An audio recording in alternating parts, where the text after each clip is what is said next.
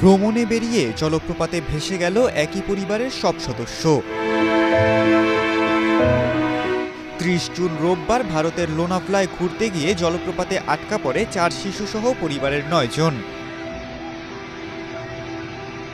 সামাজিক যোগাযোগ মাধ্যমের নানা সূত্রে জানা যায়, পুনের সায়েদনগরের আনসারি পরিবার বিয়ের পর পিকনিক করতে চাচ্ছিল মহারাষ্ট্রের জনপ্রিয় পর্যটন কেন্দ্র লোনাভলায়।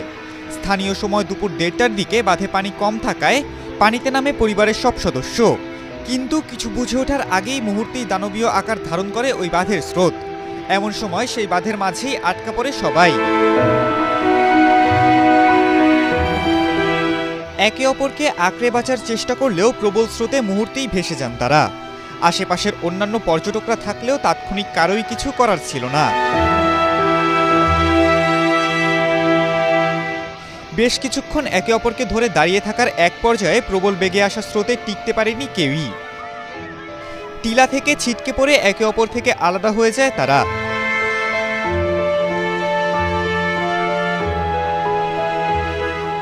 আটকে পড়া সদস্যদের মধ্যে ৩ জনের লাশ উদ্ধার করা গেলেও ২ জন এখনো নিখোঁজ। তাদের খোঁজে তৎপর পুলিশ সদস্যরা।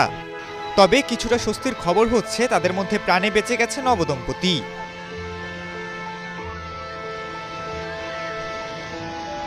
অন্যদিকে অনেকেই মনে করছেন, বর্ষার সময় পাহাড়ে গেলে ছড়া, খাল বা জলাশয়ে নামলে সবার সতর্কতা অবলম্বন করা উচিত।